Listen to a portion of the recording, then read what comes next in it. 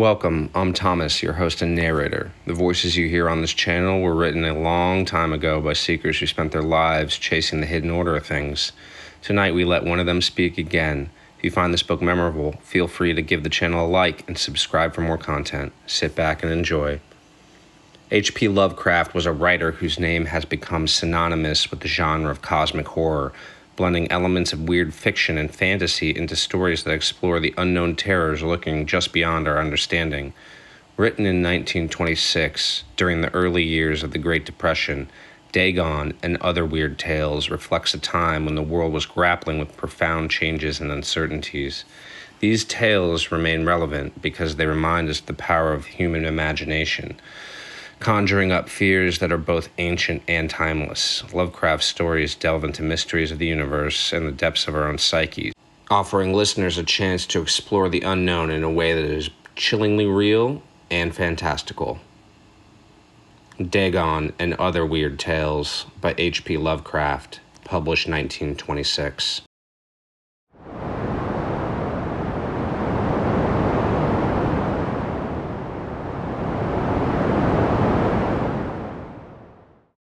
I am writing this under an appreciable mental strain, since by tonight I shall be no more. Penniless, and at the end of my supply of the drug which alone makes life endurable, I can bear the torture no longer, and shall cast myself from this garret window into the squalid street below. Do not think from my slavery to morphine that I am a weakling or a degenerate. When you have read these hastily scrawled pages, you may guess, though never fully realize, why it is that I must have forgetfulness or death. It was in one of the most open and least frequented parts of the Pacific that the packet of which I was supercargo fell a victim to the German sea raider. The Great War was then at its very beginning, and the enemy's navy had not reached its later degree of ruthlessness, so that our vessel was made legitimate prize, whilst we of her crew were treated with all the fairness and consideration due us as naval prisoners. So liberal indeed was the discipline of our captors that 5 days after we were taken, I managed to escape alone in a small boat with water and provisions for a good length of time. When I finally found myself adrift and free, I had but little idea of my surroundings. Never a competent navigator, I could only guess vaguely by the sun and stars that I was somewhat south of the equator. Of the longitude I knew nothing, and no island or coastline was in sight. The weather kept fair, and for uncounted days I drifted aimlessly beneath the scorching sun, waiting either for some passing ship or to be cast on the shores of some habitable land. But neither ship nor land appeared, and I began to despair in my solitude upon the heaving vastnesses of unbroken blue. The change happened whilst I slept. Its details I shall never know, for my slumber, though troubled and dream-infested, was continuous. When at last I awaked, it was to discover myself half-sucked into a slimy expanse of hellish black mire which extended about me in monotonous undulations as far as I could see, and in which my boat lay grounded some distance away. Though one might well imagine that my first sensation would be of wonder at so prodigious and unexpected a transformation of scenery, I was in reality more horrified than astonished, for there was in the air and in the rotting soil a sinister quality which chilled me to the very core. The region was putrid with the carcasses of decaying fish and of other less describable things which I saw protruding from the nasty mud of the unending plain. Perhaps I should not hope to convey in mere words the unutterable hideousness that can dwell in absolute silence and barren immensity. There was nothing within hearing and nothing in sight save a vast reach of black slime. Yet the very completeness of the stillness and homogeneity of the landscape oppressed me with a nauseating fear. The sun was blazing down from a sky which seemed to me almost black in its cloudless cruelty, as though reflecting the inky marsh beneath my feet. As I crawled into the stranded boat, I realized that only one theory could explain my position. Through some unprecedented volcanic upheaval, A portion of the ocean floor must have been thrown to the surface, exposing regions which for innumerable millions of years had lain hidden under unfathomable watery depths. So great was the extent of the new land which had risen beneath me that I could not detect the faintest noise of the surging ocean, strain my ears as I might, nor were there any sea-fowl to prey upon the dead things. For several hours I sat thinking or brooding in the boat, which lay upon its side and afforded a slight shade as the sun moved across the heavens. As the day progressed, the ground lost some of its stickiness, and seemed likely to dry sufficiently for traveling purposes in a short time. That night I slept but little, and the next day I made for myself a pack containing food and water, preparatory to an overland journey in search of the vanished sea and possible rescue. On the third morning I found the soil dry enough to walk upon with ease. The odor of the fish was maddening, but I was too much concerned with graver things to mind so slight an evil, and set out boldly for an unknown goal. All day I forged steadily westward, guided by a faraway hummock which rose higher than any other elevation on the rolling desert. That night I camped, and on the following day still traveled toward the hummock, though that object seemed scarcely nearer than when I had first spied it.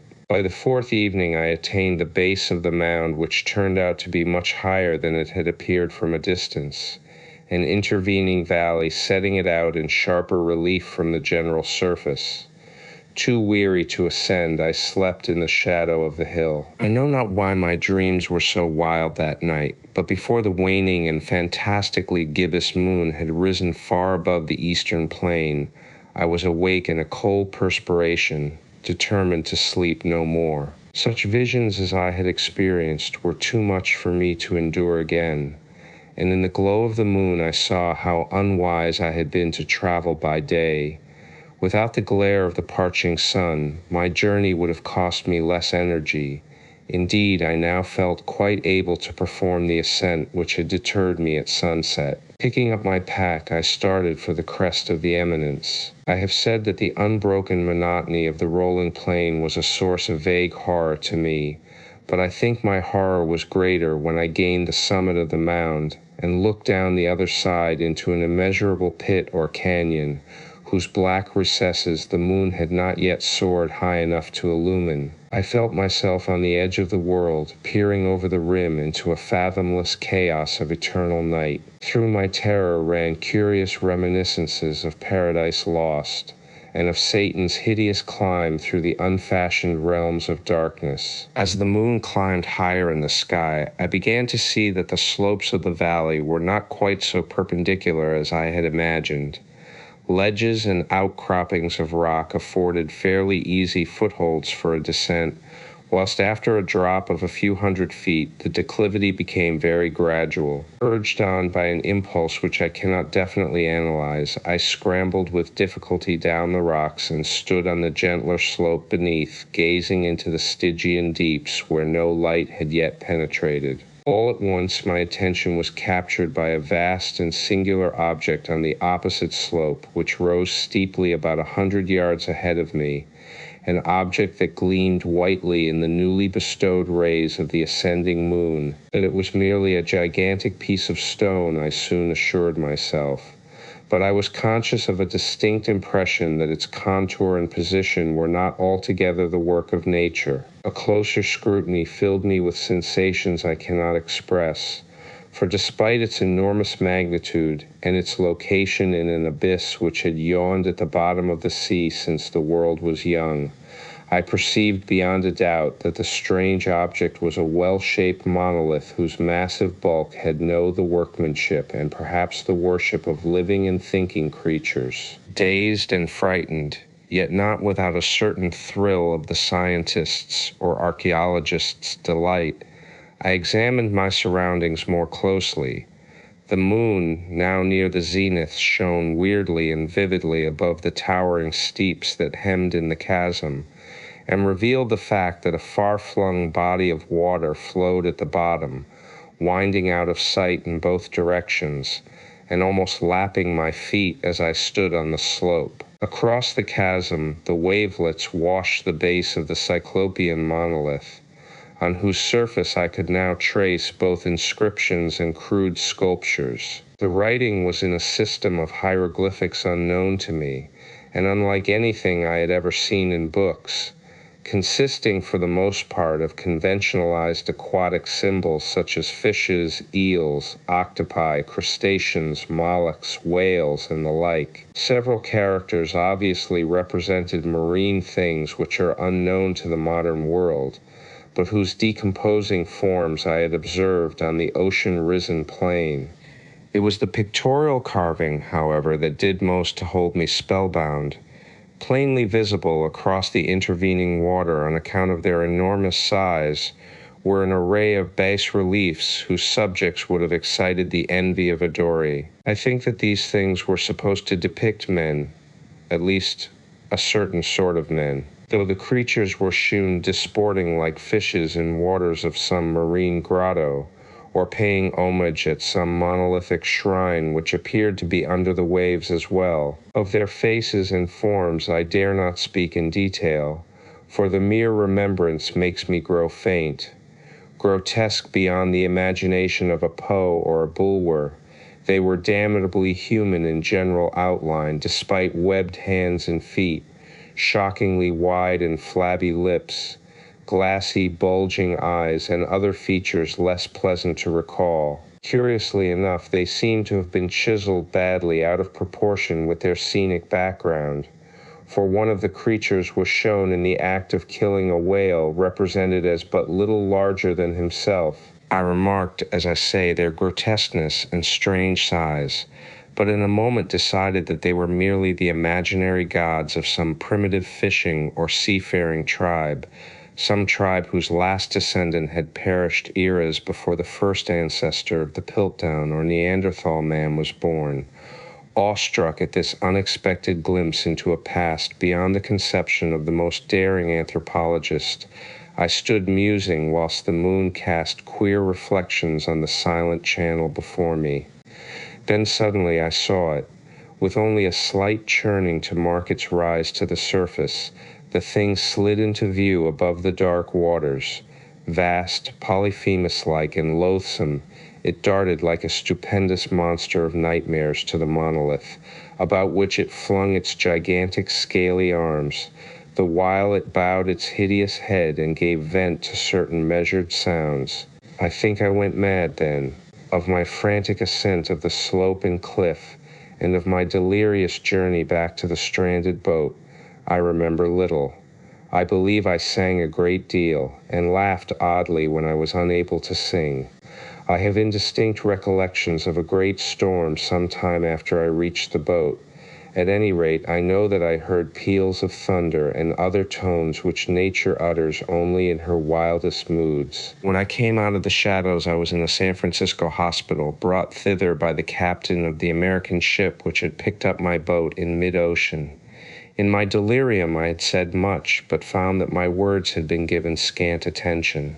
Of any land upheaval in the Pacific, my rescuers knew nothing, nor did I deem it necessary to insist upon a thing which I knew they could not believe. Once I sought out a celebrated ethnologist, and amused him with peculiar questions regarding the ancient Philistine legend of Dagon, the fish god, but soon perceiving that he was hopelessly conventional, I did not press my inquiries. It is at night, especially when the moon is gibbous and waning, that I see the thing. I tried morphine, but the drug has given only transient surcease, and has drawn me into its clutches as a hopeless slave. So now I am going to end matters, having written a full account for the information or the contemptuous amusement of my fellow men. Often I ask myself if it could not all have been a pure phantasm, a mere freak of fever, as I lay sun-stricken and raving in the open boat after my escape from the German man-of-war. This I ask myself, but ever does there come before me a hideously vivid vision in reply. I cannot think of the deep sea without shuddering at the nameless things that may at this very moment be crawling and floundering on its slimy bed, worshipping their ancient stone idols and carving their own detestable likenesses on submarine obelisks of water-soaked granite. I dream of a day when they may rise above the billows to drag down in their reeking talons the remnants of puny, war-exhausted mankind, of a day when the land shall sink and the dark ocean floor shall ascend amidst universal pandemonium. The end is near. I hear a noise at the door as of some immense slippery body lumbering against it. It shall not find me. God, that hand. The window, the window. The watcher could not tell which was dream and which was reality. Into the north window of my chamber glows the pole star with uncanny light. All through the long, hellish hours of blackness it shines there. And in the autumn of the year, when the winds from the north curse and whine, and the red-leaved trees of the swamp mutter things to one another in the small hours of the morning under the horned waning moon, I sit by the casement and watch that star. Down from the heights reels the glittering Cassiopeia as the hours wear on, while Charles Wayne lumbers up from behind the vapor-soaked swamp trees that sway in the night wind. Just before dawn, Arcturus winks ruddily from above the cemetery on the low hillock, and Coma Berenice shimmers weirdly afar off in the mysterious east. But still the pole star leers down from the same place in the black vault, winking hideously like an insane watching eye which strives to convey some strange message, yet recalls nothing save that it once had a message to convey. Sometimes when it is cloudy I can sleep.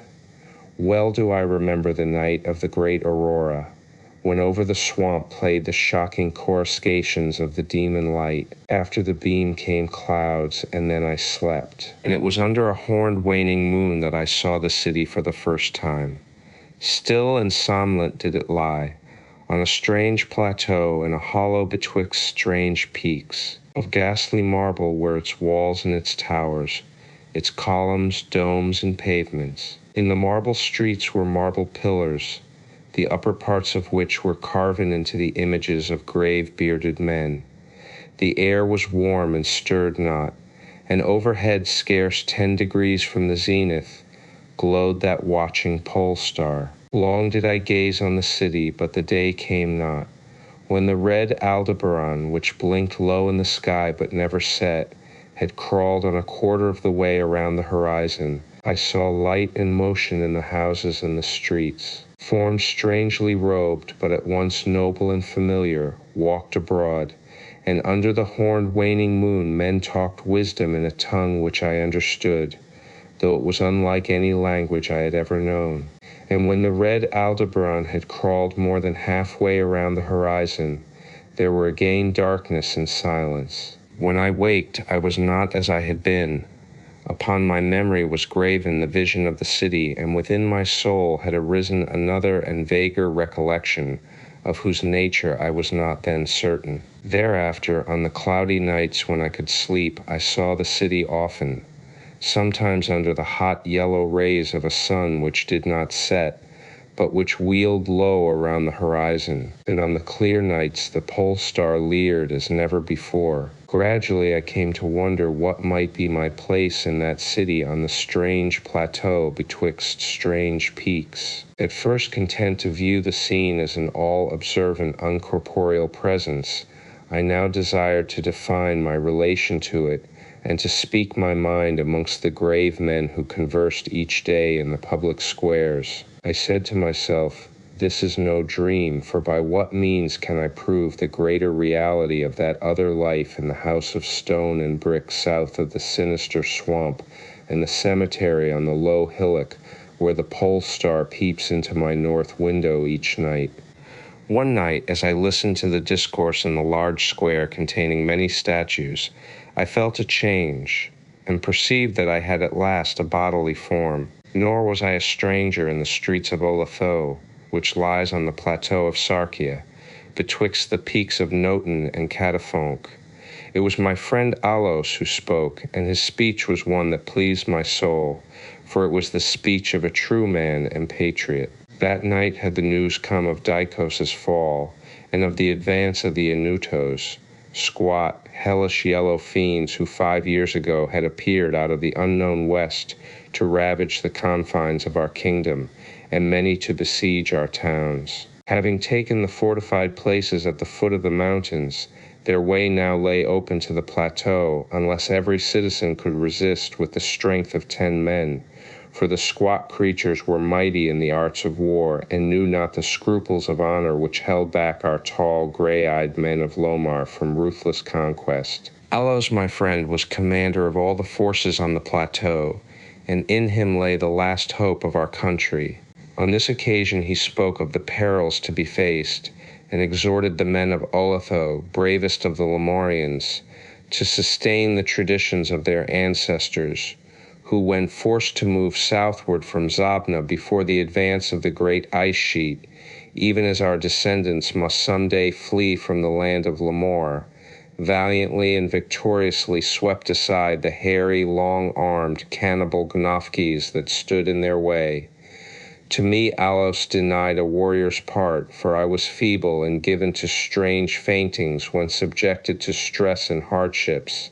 But my eyes were the keenest in the city, despite the long hours I gave each day to the study of the Pnakotic manuscripts and the wisdom of the Zobnarian fathers. So my friend, desiring not to doom me to inaction, rewarded me with that duty which was second to nothing in importance. To the watchtower of Thapnan he sent me, there to serve as the eyes of our army. Should the Inutos attempt to gain the citadel by the narrow pass behind the Peak Noten, and thereby surprise the garrison, I was to give the signal of fire which would warn the waiting soldiers and save the town from immediate disaster. Alone I mounted the tower, for every man of stout body was needed in the passes below. My brain was sore dazed with excitement and fatigue, for I had not slept in many days. Yet was my purpose firm, for I loved my native land of Lomar, and the marble city Olethu that lies betwixt the peaks of Noten and Catafonk. But as I stood in the tower's topmost chamber, I beheld the horned, waning moon, red and sinister, quivering through the vapors that hovered over the distant valley of Banof. And through an opening in the roof glittered the pale pole star, fluttering as if alive and leering like a fiend and tempter. Methought its spirit whispered evil counsel, soothing me to traitorous somnolence with a damnable rhythmical promise which it repeated over and over. Slumber, watcher, till the spheres 26,000 years have revolved, and I return to the spot where now I burn. Other stars anon shall rise to the axis of the skies, stars that soothe and stars that bless with a sweet forgetfulness. Only when my round is o'er shall the past disturb thy door. Vainly did I struggle with my drowsiness, seeking to connect these strange words with some lore of the skies which I had learned from the Pnakotic manuscripts. My head, heavy and reeling, drooped to my breast, and when next I looked up it was in a dream, with the pole star grinning at me through a window from over the horrible swaying trees of a dream swamp. And I am still dreaming. In my shame and despair, I sometimes scream frantically, begging the dream creatures around me to waken me ere the Inutos steal up the pass behind the Peak Noten and take the citadel by surprise. But these creatures are demons, for they laugh at me and tell me I am not dreaming. They mock me whilst I sleep, and whilst the squat yellow foe may be creeping silently upon us, I have failed in my duty and betrayed the marble city of Oletho. I have proven false to Alos, my friend and commander. But still these shadows of my dreams deride me. They say there is no land of Lomar save in my nocturnal imaginings, that in these realms where the pole star shines high and red Aldebaran crawls low around the horizon, there has been naught save ice and snow for thousands of years, and never a man save squat, yellow creatures blighted by the cold whom they call Eskimos. And as I writhe in my guilty agony, frantic to save the city whose peril every moment grows, and vainly striving to shake off this unnatural dream of a house of stone and brick south of a sinister swamp and a cemetery on a low hillock, the pole star, evil and monstrous, leers down from the black vault, winking hideously, like an insane watching eye which strives to convey some message, yet recalls nothing save that it once had a message to convey. Nyarlathotep, the crawling chaos. I am the last. I will tell the audient void. I do not recall distinctly when it began, but it was months ago. The general tension was horrible. To a season of political and social upheaval was added a strange and brooding apprehension of hideous physical danger, a danger widespread and all-embracing, such a danger as may be imagined only in the most terrible phantasms of the night. I recall that the people went about with pale and worried faces, and whispered warnings and prophecies which no one dared consciously repeat or acknowledge to himself that he had heard. A sense of monstrous guilt was upon the land, and out of the abysses between the stars swept chill currents that made men shiver in dark and lonely places. There was a demoniac alteration in the sequence of the seasons. The autumn heat lingered fearsomely, and everyone felt that the world and perhaps the universe had passed from the control of known gods or forces to that of gods and forces which were unknown. And it was then that Nyarlathotep came out of Egypt. Who he was, none could tell, but he was of the old native blood and looked like a pharaoh. The Fellahin knelt when they saw him, yet could not say why. He said he had risen up out of the blackness of 27 centuries, and that he had heard messages from places not on this planet.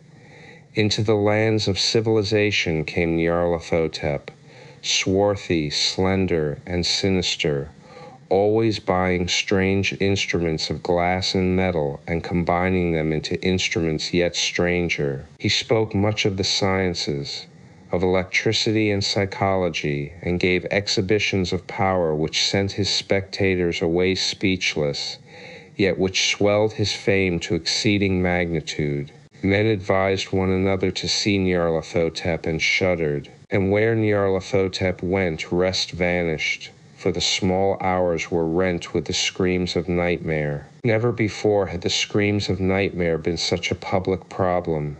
Now the wise men almost wished they could forbid sleep in the small hours, that the shrieks of cities might less horribly disturb the pale, pitying moon as it glimmered on green waters gliding under bridges, and old steeples crumbling against a sickly sky. I remember when Nyarlathotep came to my city, the great, the old, the terrible city of unnumbered crimes. My friend had told me of him and of the impelling fascination and allurement of his revelations, and I burned with eagerness to explore his uttermost mysteries. My friend said they were horrible and impressive beyond my most fevered imaginings, that what was thrown on a screen in the darkened room prophesied things none but Nyarlathotep dare prophesy, and that in the sputter of his sparks there was taken from men that which had never been taken before, yet which shewed only in the eyes. And I heard it hinted abroad that those who knew Nyarlathotep looked on sights which others saw not. It was in the hot autumn that I went through the night with the restless crowds to see Nyarlathotep, through the stifling night and up the endless stairs into the choking room. And shadowed on a screen I saw hooded forms amidst ruins, and yellow evil faces peering from behind fallen monuments. And I saw the world battling against blackness, against the waves of destruction from ultimate space, whirling, churning, struggling around the dimming, cooling sun. Then the sparks played amazingly around the heads of the spectators, and hair stood up on end while shadows more grotesque than I can tell came out and squatted on the heads. And when I, who was colder and more scientific than the rest, mumbled a trembling protest about imposture and static electricity, Nyarlathotep drave us all out, down the dizzy stairs into the damp, hot, deserted midnight streets. I screamed aloud that I was not afraid, that I never could be afraid, and others screamed with me for solace. We swore to one another that the city was exactly the same and still alive, and when the electric lights began to fade, we cursed the company over and over again and laughed at the queer faces we made. I believe we felt something coming down from the greenish moon, for when we began to depend on its light, we drifted into curious involuntary marching formations, and seemed to know our destinations, though we dared not think of them. Once we looked at the pavement and found the blocks loose and displaced by grass, with scarce a line of rusted metal to show where the tramways had run. And again we saw a tram car, lone, windowless, dilapidated, and almost on its side. When we gazed around the horizon, we could not find the third tower by the river, and noticed that the silhouette of the second tower was ragged at the top. Then we split up into narrow columns, each of which seemed drawn in a different direction. One disappeared in a narrow alley to the left, leaving only the echo of a shocking moan. Another filed down a weed-choked subway entrance, howling with a laughter that was mad. My own column was sucked toward the open country, and presently felt a chill which was not of the hot autumn. For as we stalked out on the dark moor, we beheld around us the hellish moon glitter of evil snows, trackless, inexplicable snows, swept asunder in one direction only, where lay a gulf all the blacker for its glittering walls. The column seemed very thin indeed as it plodded dreamily into the gulf. I lingered behind, for the black rift in the green-litten snow was frightful, and I thought I had heard the reverberations of a disquieting wail as my companions vanished, but my power to linger was slight. As if beckoned by those who had gone before, I half floated between the titanic snowdrifts, quivering and afraid into the sightless vortex of the unimaginable. Screamingly sentient, dumbly delirious, only the gods that were can tell. A sickened, sensitive shadow writhing in hands that are not hands, and whirled blindly past ghastly midnights of rotting creation, corpses of dead worlds with sores that were cities, charnel winds that brush the pallid stars and make them flicker low. Beyond the world's vague ghosts of monstrous things, half-seen columns of unsanctified temples that rest on nameless rocks beneath space and reach up to dizzy vacua above the spheres of light and darkness. And through this revolting graveyard of the universe, the muffled, maddening beating of drums and thin, monotonous whine of blasphemous flutes from inconceivable, unlighted chambers beyond time, the detestable pounding and piping wherein to dance slowly, awkwardly, and absurdly the gigantic, tenebrous ultimate gods, the blind, voiceless, mindless gargoyles whose soul is Nyarlathotep, the cats of Ulthar. It is said that in Ulthar, which lies beyond the river Sky, no man may kill a cat, and this I can verily believe as I gaze upon him who sitteth purring before the fire. For the cat is cryptic, and close to strange things which men cannot see. He is the soul of antique Egyptus, and bearer of tales from forgotten cities in Meroe and Ophir. He is the kin of the jungle's lords, and heir to the secrets of hoary and sinister Africa. The Sphinx is his cousin, and he speaks her language, but he is more ancient than the Sphinx, and remembers that which she hath forgotten. In Ulthar, before ever the burgesses forbade the killing of cats, there dwelt an old cotter and his wife who delighted to trap and slay the cats of their neighbors. Why they did this I know not, save that many hate the voice of the cat in the night, and take it ill that cats should run stealthily about yards and gardens at twilight. But whatever the reason, this old man and woman took pleasure in trapping and slaying every cat which came near to their hovel, and from some of the sounds heard after dark, many villagers fancied that the manner of slaying was exceedingly peculiar. But the villagers did not discuss such things with the old man and his wife, because of the habitual expression on the withered faces of the two, and because their cottage was so small and so darkly hidden under spreading oaks at the back of a neglected yard. In truth, much as the owners of cats hated these odd folk, they feared them more, and instead of berating them as brutal assassins, merely took care that no cherished pet or mouser should stray toward the remote hovel under the dark trees. When through some unavoidable oversight a cat was missed and sounds heard after dark, the loser would lament impotently or console himself by thanking fate that it was not one of his children who had thus vanished. For the people of Ulthar were simple, and knew not whence it is that all cats first came. One day a caravan of strange wanderers from the south entered the narrow cobbled streets of Ulthar. Dark wanderers they were, and unlike the other roving folk who passed through the village twice every year. In the marketplace they told fortunes for silver, and bought gay beads from the merchants. What was the land of these wanderers none could tell, but it was seen that they were given to strange prayers, and that they had painted on the sides of their wagons strange figures with human bodies and the heads of cats, hawks, rams, and lions. And the leader of the caravan wore a headdress with 2 horns, and a curious disc betwixt the horns. There was in this singular caravan a little boy with no father or mother, but only a tiny black kitten to cherish. The plague had not been kind to him, yet had left him this small furry thing to mitigate his sorrow. And when one is very young, one can find great relief in the lively antics of a black kitten.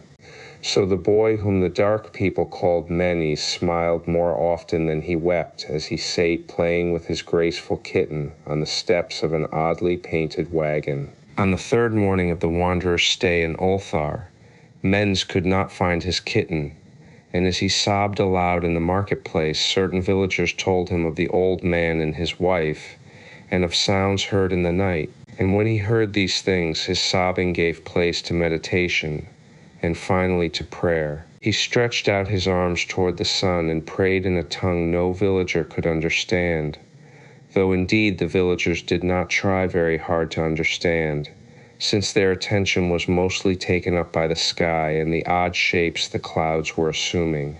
It was very peculiar, but as the little boy uttered his petition, there seemed to form overhead the shadowy, nebulous figures of exotic things, of hybrid creatures crowned with horn-flanked discs. Nature is full of such illusions to impress the imaginative. That night the wanderers left Ulthar, and were never seen again, and the householders were troubled when they noticed that in all the village there was not a cat to be found. From each hearth the familiar cat had vanished, cats large and small, black, gray, striped, yellow, and white. Old Cranon, the burgomaster, swore that the dark folk had taken the cats away in revenge for the killing of Menes' kitten, and cursed the caravan and the little boy. But Nith, the lean notary, declared that the old cotter and his wife were more likely persons to suspect, for their hatred of cats was notorious and increasingly bold. Still, no one durst complain to the sinister couple, even when little Atal, the innkeeper's son, vowed that he had at twilight seen all the cats of Ulthar in that accursed yard under the trees, pacing very slowly and solemnly in a circle around the cottage, 2 abreast, as if in performance of some unheard-of rite of beasts. The villagers did not know how much to believe from so small a boy, and though they feared that the evil pair had charmed the cats to their death, they preferred not to chide the old cotter till they met him outside his dark and repellent yard. So Ulthar went to sleep in vain anger, and when the people awaked at dawn, behold, every cat was back at his accustomed hearth.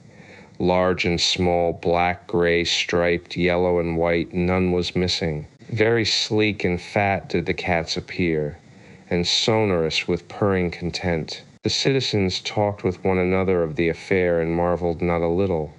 Old Cranon again insisted that it was the dark folk who had taken them, since cats did not return alive from the cottage of the ancient man and his wife. But all agreed on one thing, that the refusal of all the cats to eat their portions of meat or drink their saucers of milk was exceedingly curious. And for 2 whole days the sleek, lazy cats of Ulthar would touch no food, but only doze by the fire or in the sun. It was fully a week before the villagers noticed that no lights were appearing at dusk in the windows of the cottage under the trees.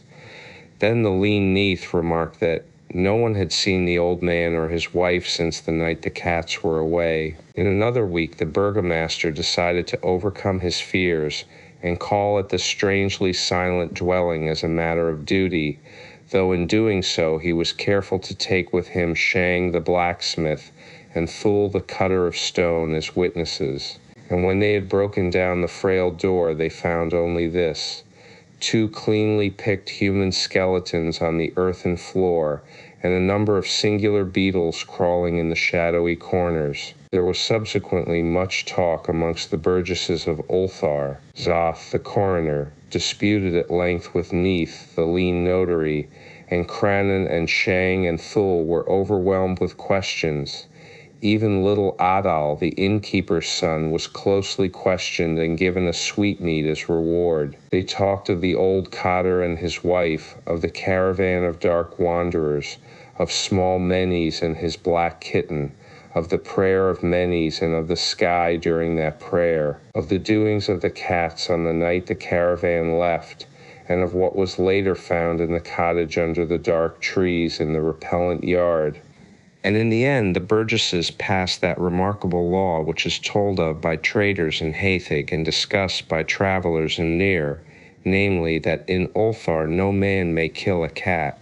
On a verdant slope of Mount Monellus in Arcadia there stands an olive grove about the ruins of a villa.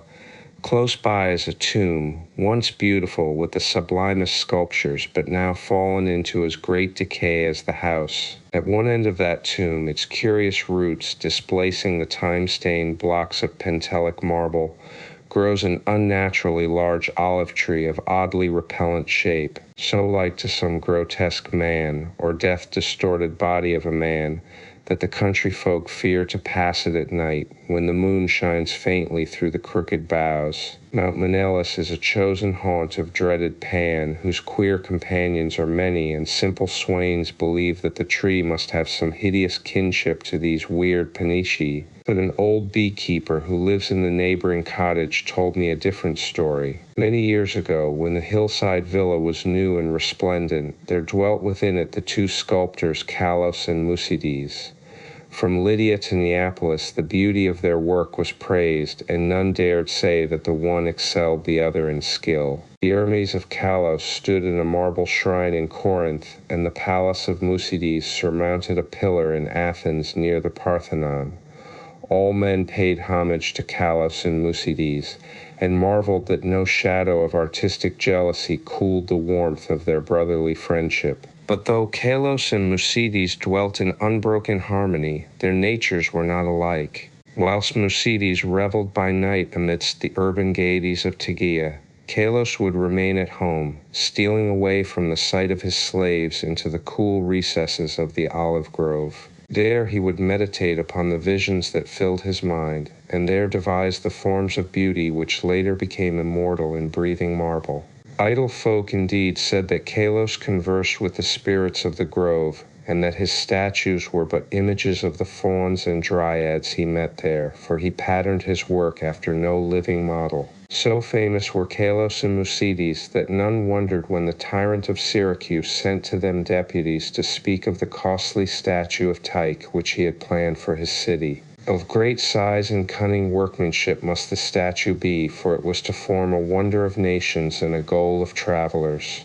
Exalted beyond thought would be he whose work should gain acceptance, and for this honor Kalos and Musides were invited to compete. Their brotherly love was well known, and the crafty tyrant surmised that each, instead of concealing his work from the other, would offer aid and advice. This charity producing 2 images of unheard of beauty, the lovelier of which would eclipse even the dreams of poets. With joy the sculptors hailed the tyrant's offer, so that in the days that followed their slaves heard the ceaseless blows of chisels. Not from each other did Kalos and Musides conceal their work, but the sight was for them alone. Saving theirs, no eyes beheld the 2 divine figures released by skillful blows from the rough blocks that had imprisoned them since the world began. At night, as of yore, Musides sought the banquet halls of Tegea, whilst Kalos wandered alone in the olive grove. But as time passed, men observed a want of gaiety in the once sparkling Musides. It was strange, they said amongst themselves, that depression should thus seize one with so great a chance to win art's loftiest reward. Many months passed, yet in the sour face of Musides came nothing of the sharp expectancy which the situation should arouse. Then one day Musides spoke of the illness of Kalos, after which none marveled again at his sadness. since the sculptor's attachment was known to be deep and sacred. Subsequently, many went to visit Kalos, and indeed noticed the pallor of his face.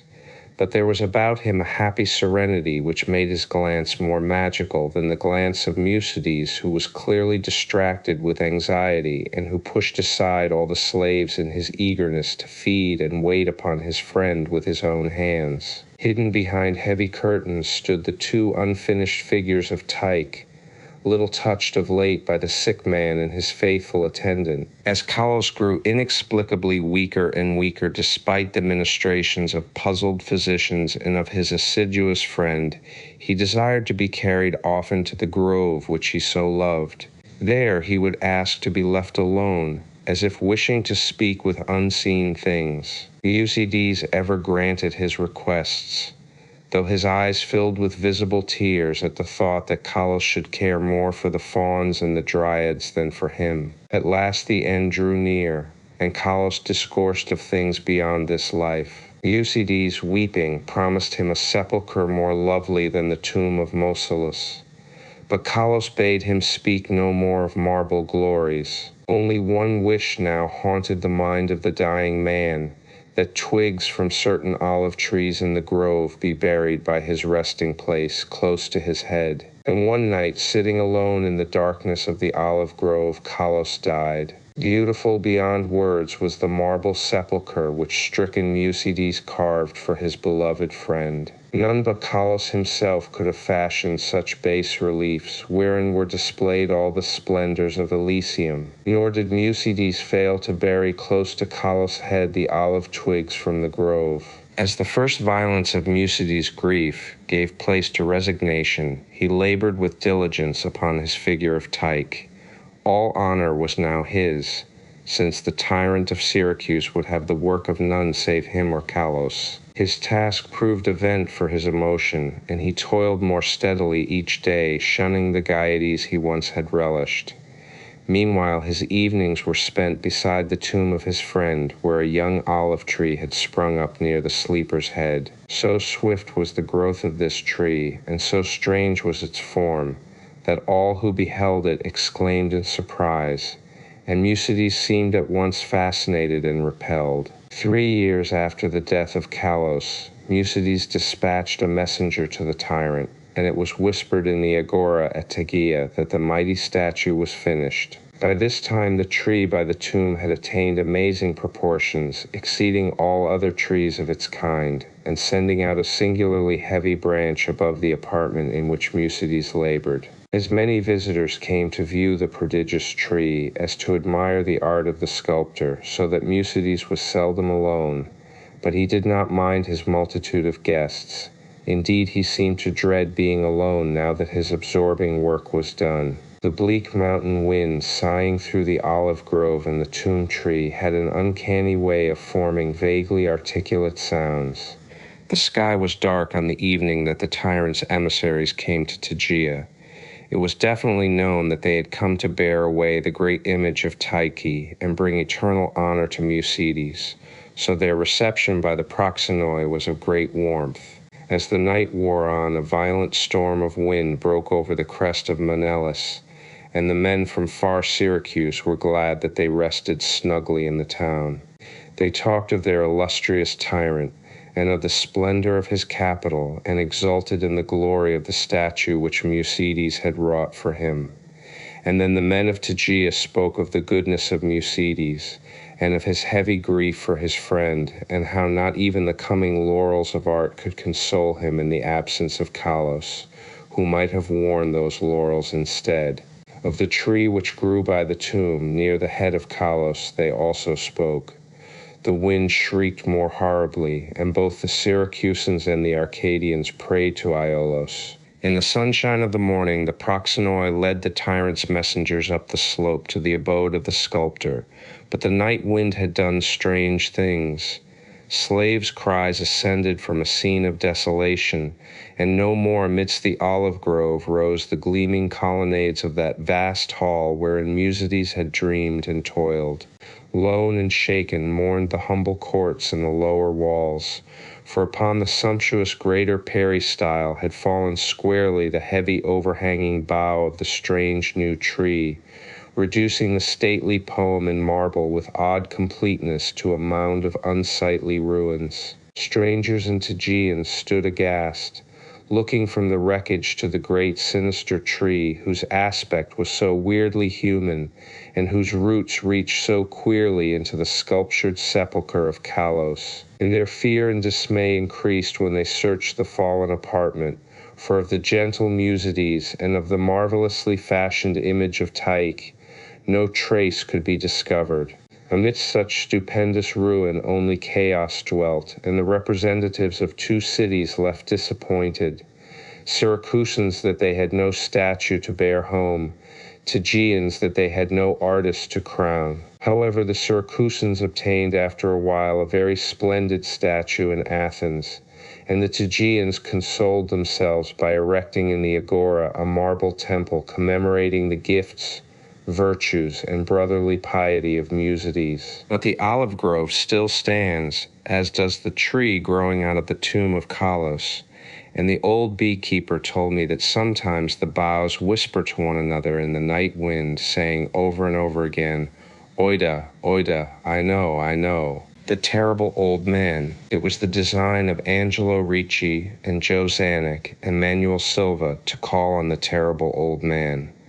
This old man dwells all alone in a very ancient house in Water Street near the sea, and is reputed to be both exceedingly rich and exceedingly feeble, which forms a situation very attractive to men of the profession of Messrs. Ricci, Zanuck, and Silva, for that profession was nothing less dignified than robbery. The inhabitants of Kingsport say and think many things about the terrible old man, which generally keep him safe from the attentions of gentlemen like Mr. Ricci and his colleagues, despite the almost certain fact that he hides a fortune of indefinite magnitude somewhere about his musty and venerable abode. He is in truth a very strange person, believed to have been a captain of East India clipper ships in his day, so old that no one can remember when he was young, and so taciturn that few know his real name. Among the gnarled trees in the front yard of his aged and neglected place he maintains a strange collection of large stones, oddly grouped and painted so that they resemble the idols in some obscure Eastern temple. This collection frightens away most of the small boys who love to taunt the terrible old man about his long white hair and beard, or to break the small-paned windows of his dwelling with wicked missiles. But there are other things which frighten the older and more curious folk who sometimes steal up to the house to peer in through the dusty panes. These folks say that on a table in a bare room on the ground floor are many peculiar bottles, in each a small piece of lead suspended pendulum-wise from a string, and they say that the terrible old man talks to these bottles, addressing them by such names as Jack, Scarface, Long Tom, Spanish Joe, Peters, and Matty Ellis, and that whenever he speaks to a bottle, the little lead pendulum within makes certain definite vibrations as if in answer. Those who have watched the tall, lean, terrible old man in these peculiar conversations do not watch him again. But Angelo Ricci and Joe Zanuck and Manuel Silva were not of Kingsport blood. They were of that new and heterogeneous alien stock which lies outside the charmed circle of New England life and traditions, and they saw in the terrible old man merely a tottering, almost helpless graybeard who could not walk without the aid of his knotted cane, and whose thin, weak hands shook pitifully. They were really quite sorry in their way for the lonely, unpopular old fellow whom everybody shunned, and at whom all the dogs barked singularly. But business is business, and to a robber whose soul is in his profession, there is a lure and a challenge about a very old and very feeble man who has no account at the bank, and who pays for his few necessities at the village store with Spanish gold and silver minted 2 centuries ago. Messrs. Ricci, Zanuck, and Silva selected the night of April 11th for their call. Mr. Ricci and Mr. Silva were to interview the poor old gentleman, whilst Mr. Zanuck waited for them in their presumably metallic burden with a covered motor car in Ship Street. by the gate in the tall rear wall of their host's grounds. Desire to avoid needless explanations in case of unexpected police intrusions prompted these plans for a quiet and unostentatious departure. As prearranged, the three adventurers started out separately in order to prevent any evil-minded suspicions afterward. Messrs. Ricci and Silva met in Water Street by the old man's front gate, and although they did not like the way the moon shone down upon the painted stones through the budding branches of the gnarled trees, they had more important things to think about than mere idle superstition. They feared it might be unpleasant work making the terrible old man loquacious concerning his hoarded gold and silver, for aged sea captains are notably stubborn and perverse. Still, he was very old and very feeble, and there were two visitors. Messrs. Ricci and Silva were experienced in the art of making unwilling persons voluble, and the screams of a weak and exceptionally venerable man can be easily muffled. So they moved up to the one lighted window and heard the terrible old man talking childishly to his bottles with pendulums. Then they donned masks and knocked politely at the weather-stained oaken door. Waiting seemed very long to Mr. Zanuck as he fidgeted restlessly in the covered motor car by the terrible old man's back gate in Ship Street. He was more than ordinarily tender-hearted, and he did not like the hideous screams he had heard in the ancient house just after the hour appointed for the deed. Had he not told his colleagues to be as gentle as possible with the pathetic old sea captain? Very nervously he watched that narrow oaken gate in the high and ivy-clad stone wall. Frequently he consulted his watch and wondered at the delay. Had the old man died before revealing where his treasure was hidden, and had a thorough search become necessary? Mr. Zanuck did not like to wait so long in the dark in such a place. Then he sensed a soft tread or tapping on the walk inside the gate, heard a gentle fumbling at the rusty latch, and saw the narrow, heavy door swing inward. And in the pallid glow of the single dim street lamp he strained his eyes to see what his colleagues had brought out of that sinister house which loomed so close behind. But when he looked, he did not see what he had expected, for his colleagues were not there at all, but only the terrible old man leaning quietly on his knotted cane and smiling hideously. Mr. Zanuck had never before noticed the color of that man's eyes. Now he saw that they were yellow. Little things make considerable excitement in little towns, which is the reason that Kingsport people talked all that spring and summer about the three unidentifiable bodies, horribly slashed as with many cutlasses, and horribly mangled as by the tread of many cruel boot heels which the tide washed in. And some people even spoke of things as trivial as the deserted motor car found in Ship Street, or certain especially inhuman cries, probably of a stray animal or migratory bird, heard in the night by wakeful citizens. But in this idle village gossip the terrible old man took no interest at all.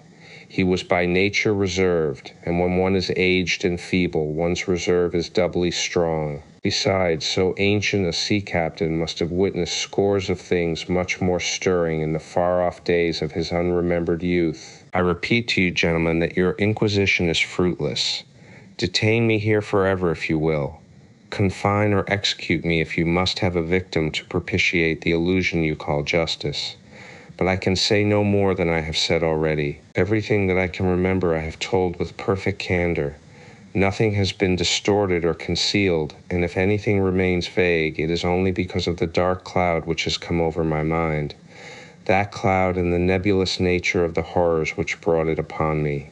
Again I say, I do not know what has become of Harley Warren, though I think, almost hope, that he is in peaceful oblivion, if there be anywhere so blessed a thing. It is true that I have for 5 years been his closest friend, and a partial sharer of his terrible researches into the unknown.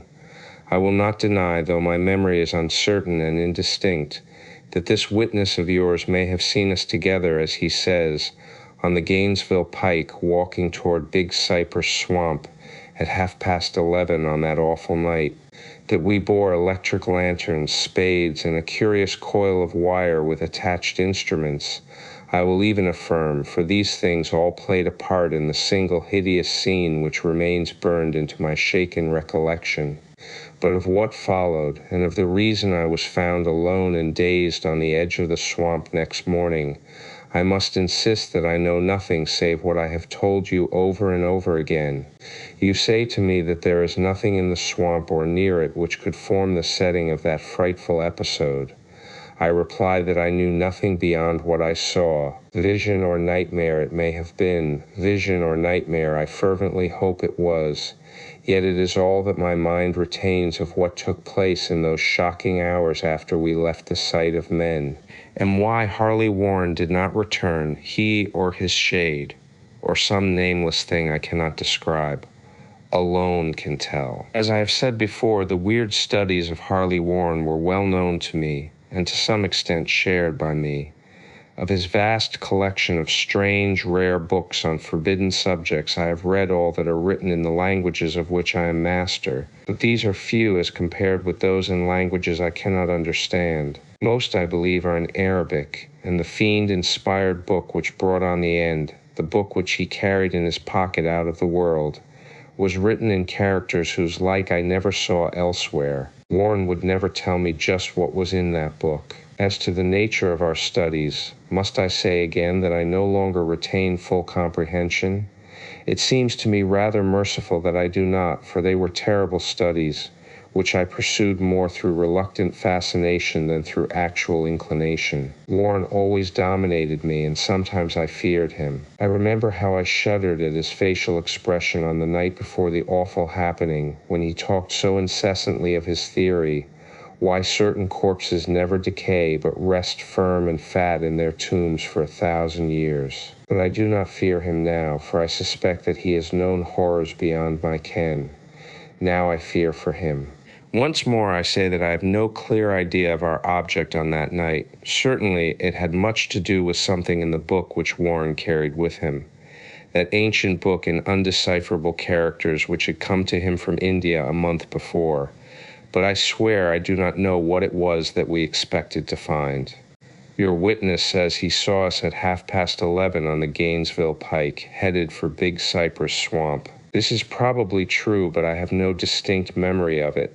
The picture seared into my soul is of one scene only, and the hour must have been long after midnight, for a waning crescent moon was high in the vaporous heavens. The place was an ancient cemetery, so ancient that I trembled at the manifold signs of immemorial years.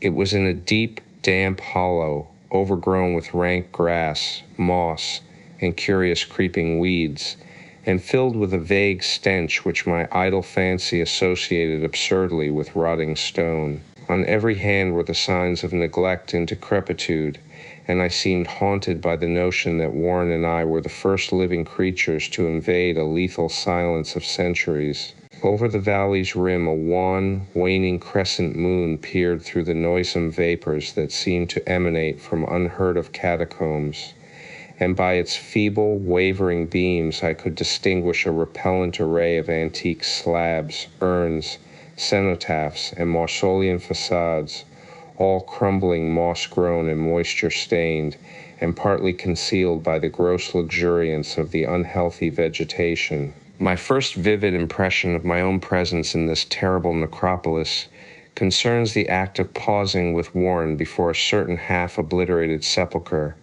and of throwing down some burdens which we seemed to have been carrying. I now observed that I had with me an electric lantern and 2 spades, whilst my companion was supplied with a similar lantern and a portable telephone outfit. No word was uttered, for the spot and the task seemed known to us, and without delay we seized our spades and commenced to clear away the grass, weeds, and drifted earth from the flat, archaic mortuary. After uncovering the entire surface, which consisted of 3 immense granite slabs, we stepped back some distance to survey the charnel scene, and Warren appeared to make some mental calculations. Then he returned to the sepulchre, and using his spade as a lever, sought to pry up the slab lying nearest to a stony ruin which may have been a monument in its day. He did not succeed and motioned to me to come to his assistance. Finally, our combined strength loosened the stone, which we raised and tipped to one side. The removal of the slab revealed a black aperture, from which rushed an effluence of miasmal gases so nauseous that we started back in horror. After an interval, however, we approached the pit again and found the exhalations less unbearable. Our lanterns disclosed the top of a flight of stone steps, dripping with some detestable ichor of the inner earth, and bordered by moist walls encrusted with niter. And now for the first time my memory records verbal discourse, Warren addressing me at length in his mellow tenor voice, a voice singularly unperturbed by our awesome surroundings. "I'm sorry to have to ask you to stay on the surface," he said, "but it would be a crime to let anyone with your frail nerves go down there. You can't imagine, even from what you have read and from what I've told you, the things I shall have to see and do. It's fiendish work, Carter, and I doubt if any man without ironclad sensibilities could ever see it through and come up alive and sane. I don't wish to offend you, and heaven knows I'd be glad enough to have you with me, but the responsibility is in a certain sense mine, and I couldn't drag a bundle of nerves like you down to probable death or madness. I tell you, you can't imagine what the thing is really like, but I promise to keep you informed over the telephone of every move. You see, I've enough wire here to reach to the center of the earth and back." I can still hear in memory those coolly spoken words, and I can still remember my remonstrances. I seemed desperately anxious to accompany my friend into those sepulchral depths, yet he proved inflexibly obdurate. At one time he threatened to abandon the expedition if I remained insistent, a threat which proved effective, since he alone held the key to the thing. All this I can still remember, though I no longer know what manner of thing we sought. After he had obtained my reluctant acquiescence in his design, Warren picked up the reel of wire and adjusted the instruments. At his nod, I took one of the latter and seated myself upon an aged, discolored gravestone close by the newly uncovered aperture. Then he shook my hand, shouldered the coil of wire, and disappeared within that indescribable ossuary. For a minute I kept sight of the glow of his lantern and heard the rustle of the wire as he laid it down after him. But the glow soon disappeared abruptly, as if a turn in the stone staircase had been encountered, and the sound died away almost as quickly. I was alone, yet bound to the unknown depths by those magic strands whose insulated surface lay green beneath the struggling beams of that waning crescent moon. In the lone silence of that hoary and deserted city of the dead, my mind conceived the most ghastly fantasies and illusions, and the grotesque shrines and monoliths seemed to assume a hideous personality, a half-sentience. Amorphous shadows seemed to lurk in the darker recesses of the weed-choked hollow, and to flit as in some blasphemous ceremonial procession past the portals of the moldering tombs in the hillside, shadows which could not have been cast by that pallid, peering crescent moon. I constantly consulted my watch by the light of my electric lantern, and listened with feverish anxiety at the receiver of the telephone, but for more than a quarter of an hour heard nothing. Then a faint clicking came from the instrument, and I called down to my friend in a tense voice. Apprehensive as I was nevertheless unprepared for the words which came up from that uncanny vault, in accents more alarmed and quivering than any I had heard before from Harley Warren. He who had so calmly left me a little while previously now called from below in a shaky whisper more portentous than the loudest shriek. "God, if you could see what I am seeing." I could not answer. Speechless, I could only wait. Then came the frenzied tones again. "Carter, it's terrible, monstrous, unbelievable." This time my voice did not fail me, and I poured into the transmitter a flood of excited questions.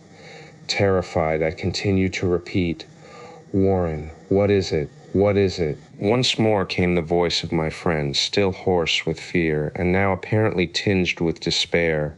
"I can't tell you, Carter. It's too utterly beyond thought. I dare not tell you. No man could know it and live. Great God, I never dreamed of this." Stillness again, save for my now incoherent torrent of shuddering inquiry. Then the voice of Warren in a pitch of wilder consternation. "Carter, for the love of God, put back the slab and get out of this if you can. Quick, leave everything else and make for the outside. It's your only chance. Do as I say and don't ask me to explain." I heard, yet was able only to repeat my frantic questions. Around me were the tombs and the darkness and the shadows, below me some peril beyond the radius of the human imagination. But my friend was in greater danger than I, and through my fear I felt a vague resentment that he should deem me capable of deserting him under such circumstances. More clicking, and after a pause, a piteous cry from Warren. "Beat it! For God's sake, put back the slab and beat it, Carter." Something in the boyish slang of my evidently stricken companion unleashed my faculties. I formed and shouted a resolution. "Warren, brace up, I'm coming down." But at this offer, the tone of my auditor changed to a scream of utter despair. "Don't. You can't understand. It's too late, and my own fault. Put back the slab and run. There's nothing else you or anyone can do now." The tone changed again, this time acquiring a softer quality as of hopeless resignation, yet it remained tense through anxiety for me. "Quick, before it's too late." I tried not to heed him, tried to break through the paralysis which held me, and to fulfill my vow to rush down to his aid. But his next whisper found me still held inert in the chains of stark horror. "Carter, hurry, it's no use, you must go, better one than two, the slab." A pause more clicking than the faint voice of Warren. "Nearly over now, don't make it harder. Cover up those damn steps and run for your life, you're losing time. So long, Carter, won't see you again." Here Warren's whisper swelled into a cry that gradually rose to a shriek fraught with all the horror of the ages. "Curse these hellish things, legions, my God, beat it, beat it, beat it." After that was silence. I know not how many interminable eons I sat stupefied, whispering, muttering, calling, screaming into that telephone. Over and over again through those eons I whispered and muttered, called, shouted, and screamed, "Warren, Warren, answer me, are you there?" And then there came to me the crowning horror of all, the unbelievable, unthinkable, almost unmentionable thing. I have said that eons seemed to elapse after Warren shrieked forth his last despairing warning, and that only my own cries now broke the hideous silence. But after a while there was a further clicking in the receiver, and I strained my ears to listen. Again I called down, "Warren, are you there?" And in answer heard the thing which has brought this cloud over my mind. I do not try, gentlemen, to account for that thing, that voice, nor can I venture to describe it in detail, since the first words took away my consciousness and created a mental blank which reaches to the time of my awakening in the hospital. Shall I say that the voice was deep, hollow, gelatinous, remote, unearthly, inhuman, disembodied? What shall I say? It was the end of my experience and is the end of my story. I heard it and knew no more, heard it as I sat petrified in that unknown cemetery in the hollow, amidst the crumbling stones and the falling tombs, the rank vegetation and the miasmal vapors, heard it well up from the innermost depths of that damnable open sepulchre, as I watched amorphous necrophagous shadows dance beneath an accursed waning moon. And this is what it said: "You fool, Warren is dead." And upward along that pallid path, my fevered fancy pictured a thin shadow slowly writhing. Somewhere, to what remote and fearsome region I know not, Denise Barry has gone. I was with him the last night he lived among men, and heard his screams when the thing came to him. But all the peasants and police in County Meath could never find him, or the others, though they searched long and far. And now I shudder when I hear the frogs piping in swamps, or see the moon in lonely places. I had known Denise Barry well in America, where he had grown rich, and had congratulated him when he bought back the old castle by the bog at Sleepy Kildare. It was from Kildare that his father had come, and it was there that he wished to enjoy his wealth among ancestral scenes. Men of his blood had once ruled over Kildare and built and dwelt in the castle, But those days were very remote, so that for generations the castle had been empty and decaying. After he went to Ireland, Barry wrote me often, and told me how under his care the grey castle was rising tower by tower to its ancient splendor, how the ivy was climbing slowly over the restored walls as it had climbed so many centuries ago, and how the peasants blessed him for bringing back the old days with his gold from over the sea. But in time there came troubles, and the peasants ceased to bless him, and fled away instead as from a doom. And then he sent a letter and asked me to visit him, for he was lonely in the castle with no one to speak to save the new servants and laborers he had brought from the north. The bog was the cause of all these troubles, as Barry told me the night I came to the castle. I had reached Kildare in the summer sunset, as the gold of the sky lighted the green of the hills and groves and the blue of the bog, where on a far islet a strange olden ruin glistened spectrally. That sunset was very beautiful, but the peasants at Ballylough had warned me against it and said that Kildare had become accursed, so that I almost shuddered to see the high turrets of the castle gilded with fire. Barry's motor had met me at the Ballylough station, for Kildare is off the railway. The villagers had shunned the car and the driver from the north, but had whispered to me with pale faces when they saw I was going to Kildare. And that night, after our reunion, Barry told me why. The peasants had gone from Kildare because Denise Barry was to drain the great bog.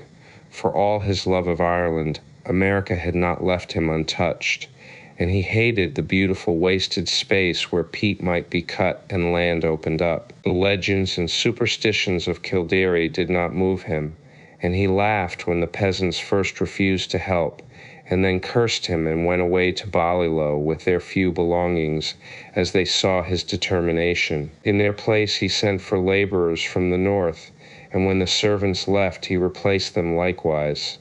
But it was lonely among strangers, so Barry had asked me to come. When I heard the fears which had driven the people from Kildare, I laughed as loudly as my friend had laughed, for these fears were of the vaguest, wildest, and most absurd character. They had to do with some preposterous legend of the bog, and of a grim guardian spirit that dwelt in the strange olden ruin on the far islet I had seen in the sunset. There were tales of dancing lights in the dark of the moon, and of chill winds when the night was warm, of wraiths in white hovering over the waters, and of an imagined city of stone deep down below the swampy surface. But foremost among the weird fancies, and alone in its absolute unanimity, was that of the curse awaiting him who should dare to touch or drain the vast reddish morass. There were secrets, said the peasants, which must not be uncovered, secrets that had lain hidden since the plague came to the children of Partholin in the fabulous years beyond history. In the I.M. site def.n.riflist.i.riflist.im riflist.m site.riflist def.n.riflist.def.n Book of Invaders, it is told that these sons of the Greeks were all buried at Talat, but old men in Kildare said that one city was overlooked save by its patron moon goddess, so that only the wooded hills buried it when the men of Named swept down from Scythia in their 30 ships. Such were the idle tales which had made the villagers leave Kildare, and when I heard them I did not wonder that Denise Barry had refused to listen. He had, however, a great interest in antiquities, and proposed to explore the bog thoroughly when it was drained. The white ruins on the islet he had often visited, but though their age was plainly great and their contour very little like that of most ruins in Ireland, they were too dilapidated to tell the days of their glory. Now the work of drainage was ready to begin, and the laborers from the north were soon to strip the forbidden bog of its green moss and red heather, and kill the tiny shell-paved streamlets and the quiet blue pools fringed with rushes. After Barry had told me these things, I was very drowsy, for the travels of the day had been wearying, and my host had talked late into the night. A manservant showed me to my room, which was in a remote tower overlooking the village and the plain at the edge of the bog, and the bog itself, so that I could see from my windows in the moonlight the silent roofs from which the peasants had fled, and which now sheltered the laborers from the north, and too the parish church with its antique spire, and far out across the brooding bog, the remote olden ruin on the islet, gleaming white and spectral. Just as I dropped to sleep, I fancied I heard faint sounds from the distance, sounds that were wild and half musical, and stirred me with a weird excitement which colored my dreams. But when I awaked next morning, I felt it had all been a dream, for the visions I had seen were more wonderful than any sound of wild pipes in the night.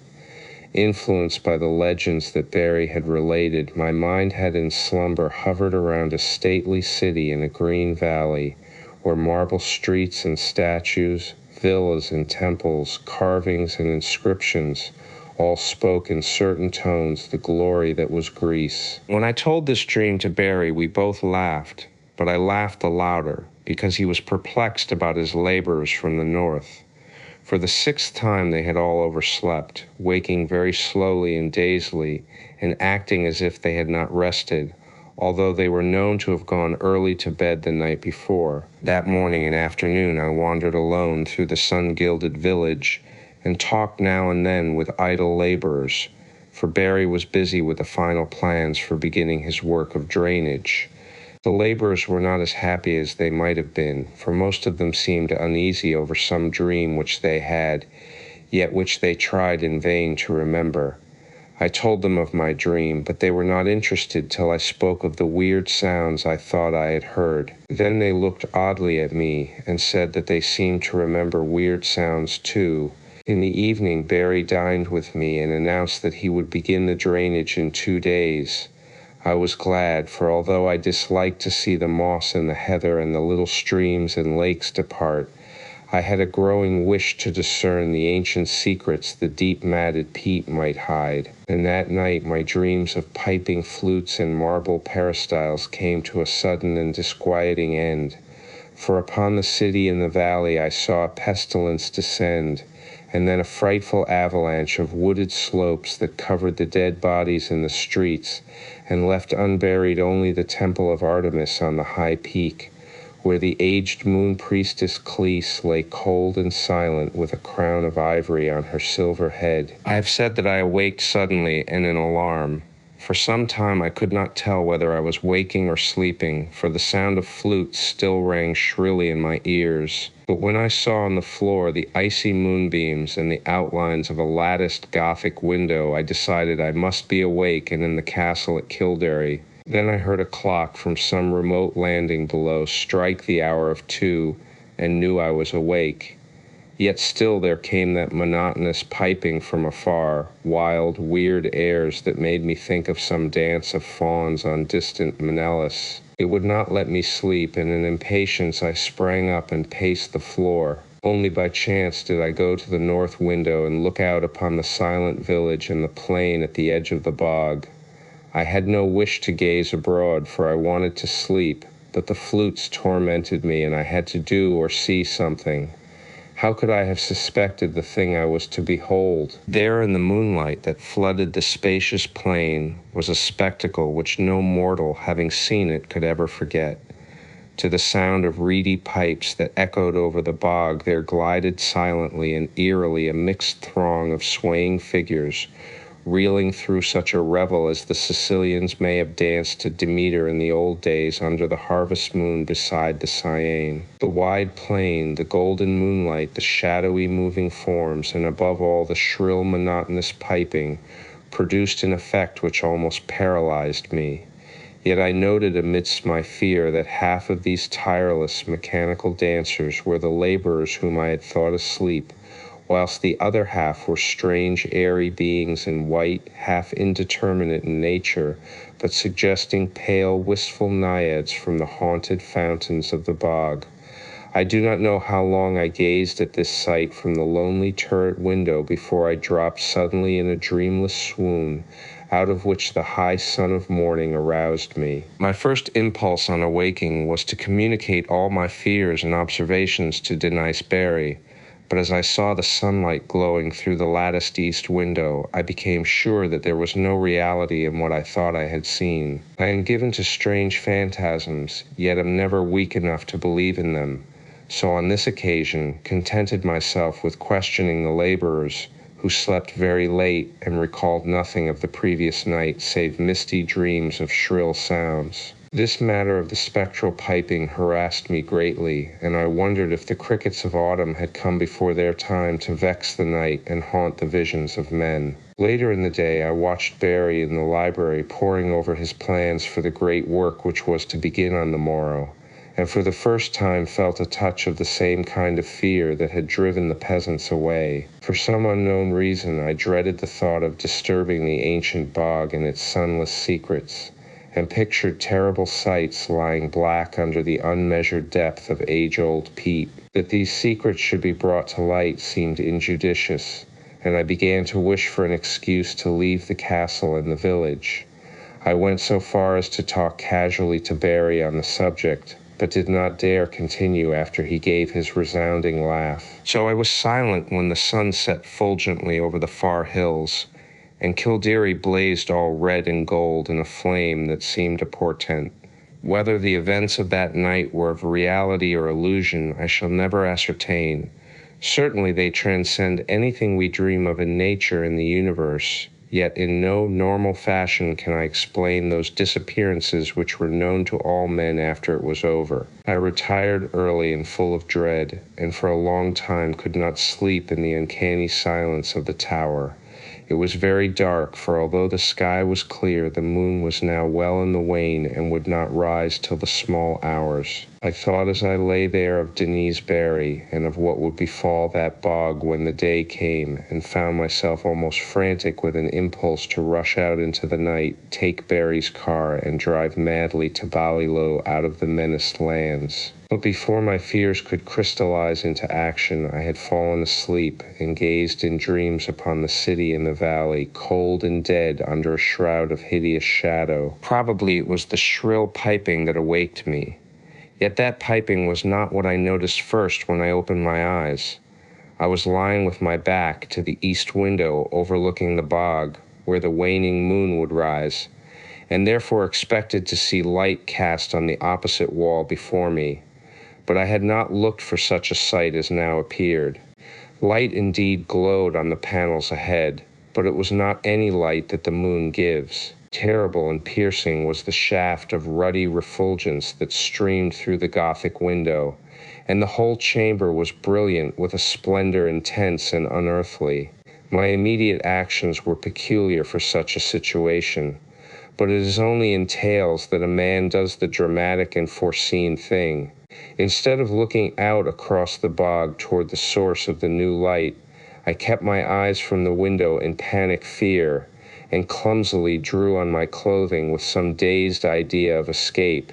I remember seizing my revolver and hat, but before it was over I had lost them both without firing the one or donning the other. After a time, the fascination of the red radiance overcame my fright, and I crept to the east window and looked out whilst the maddening, incessant piping whined and reverberated through the castle and over all the village. Over the bog was a deluge of flaring light, scarlet and sinister, and pouring from the strange olden ruin on the far islet. The aspect of that ruin I cannot describe. I must have been mad, for it seemed to rise majestic and undecayed, splendid and column-cinctured, the flame reflecting marble of its entablature, piercing the sky like the apex of a temple on a mountaintop. Flutes shrieked and drums began to beat, and as I watched in awe and terror, I thought I saw dark, saltant forms silhouetted grotesquely against the vision of marble and effulgence. The effect was titanic, altogether unthinkable, and I might have stared indefinitely had not the sound of the piping seemed to grow stronger at my left. Trembling with a terror oddly mixed with ecstasy, I crossed the circular room to the north window from which I could see the village and the plain at the edge of the bog. There my eyes dilated again with a wild wonder as great as if I had not just turned from a scene beyond the pale of nature, for on the ghastly red-litten plain was moving a procession of beings in such a manner as none ever saw before save in nightmares.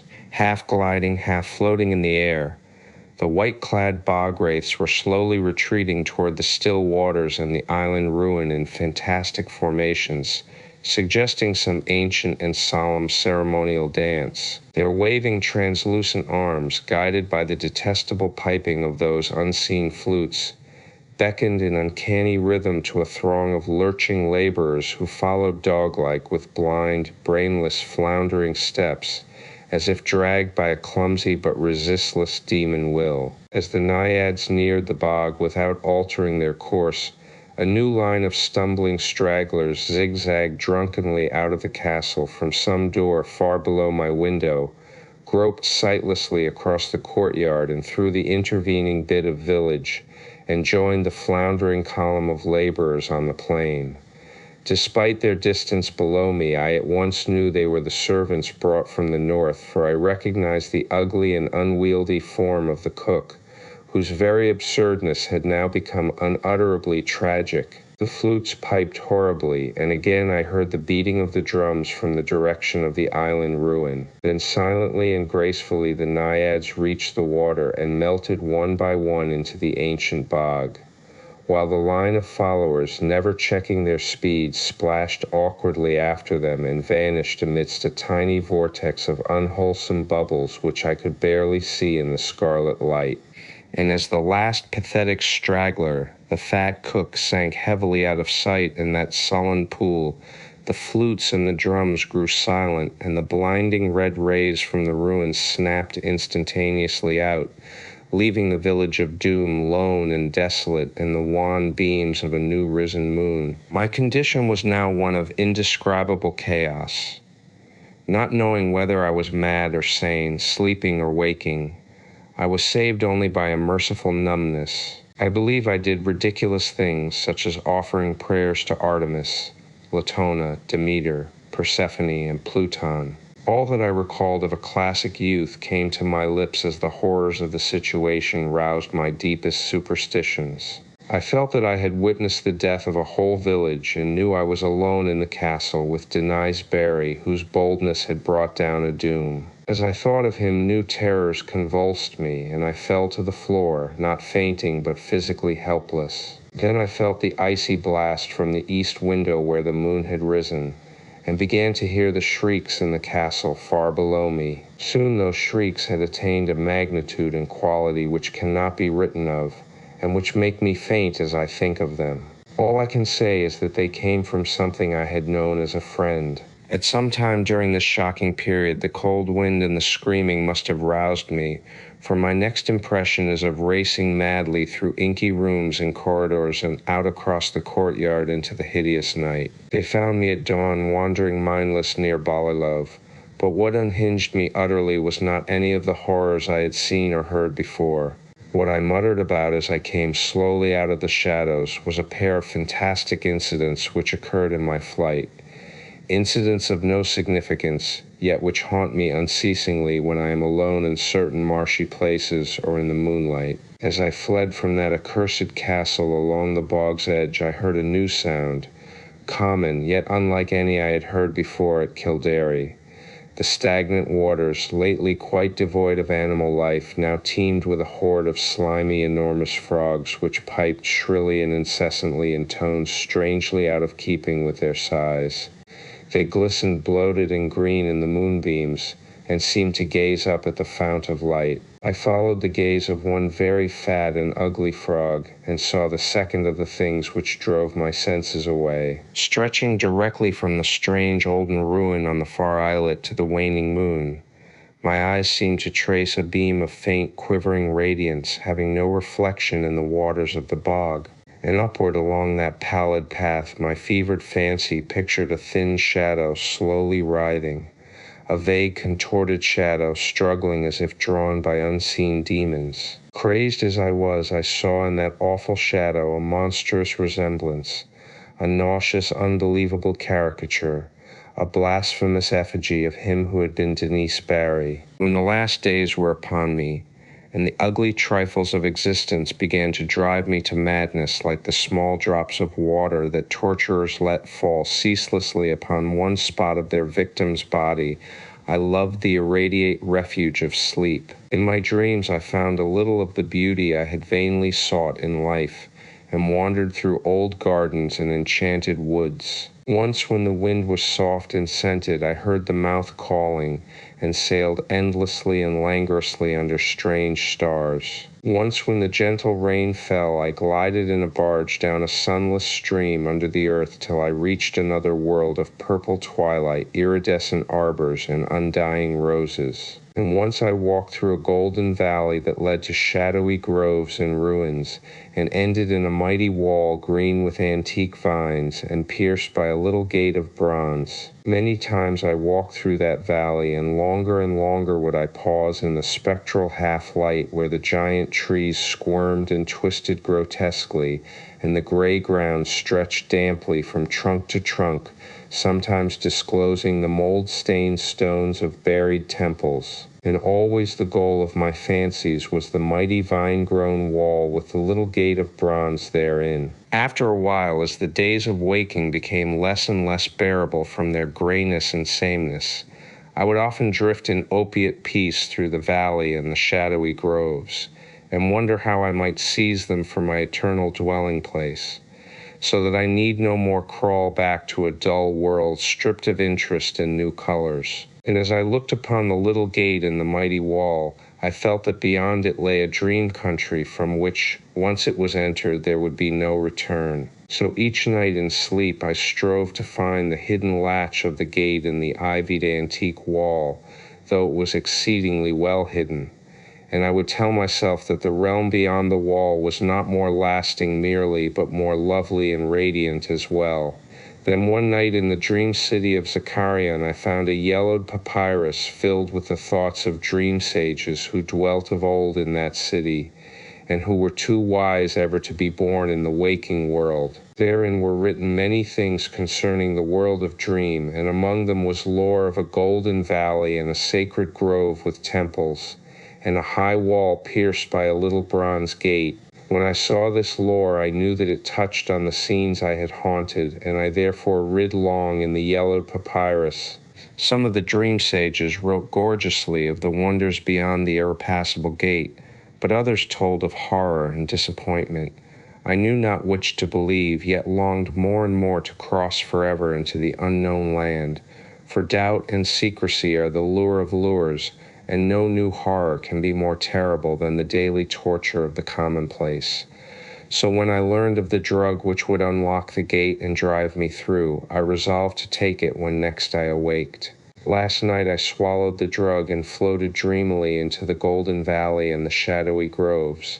And when I came this time to the antique wall, I saw that the small gate of bronze was ajar. From beyond came a glow that weirdly lit the giant twisted trees and tops of the buried temples, and I drifted on songfully, expectant of the glories of the land from whence I should never return. But as the gate swung wider and the sorcery of drug and dream pushed me through, I knew that all sights and glories were at an end.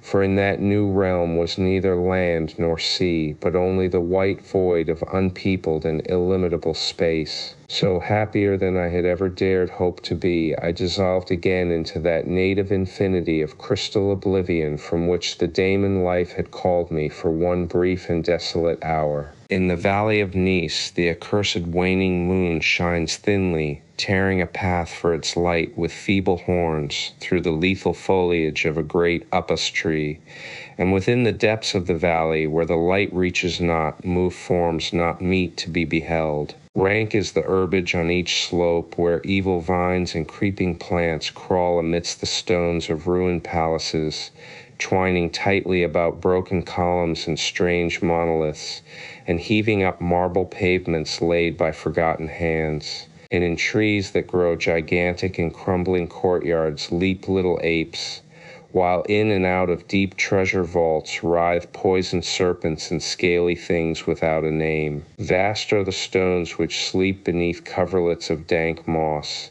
and mighty were the walls from which they fell, for all time did their builders erect them, and in sooth they yet serve nobly, for beneath them the grey toad makes his habitation. At the very bottom of the valley lies the river Than, whose waters are slimy and filled with weeds. From hidden springs it rises, and to subterranean grottos it flows, so that the daemon of the valley knows not why its waters are red, nor whither they are bound. The genie that haunts the moonbeams spake to the demon of the valley, saying, I am old, and forget much. Tell me the deeds and aspect and name of them who built these things of stone. And the demon replied, I am memory, and am wise in lore of the past, but I too am old. These beings were like the waters of the river Than, not to be understood. Their deeds I recall not, for they were but of the moment. Their aspect I recall dimly. It was like to that of the little apes in the trees. Their name I recall clearly, for it rhymed with that of the river. These beings of yesterday were called man. So the genie flew back to the thin-horned moon, and the demon looked intently at a little ape in a tree that grew in a crumbling courtyard.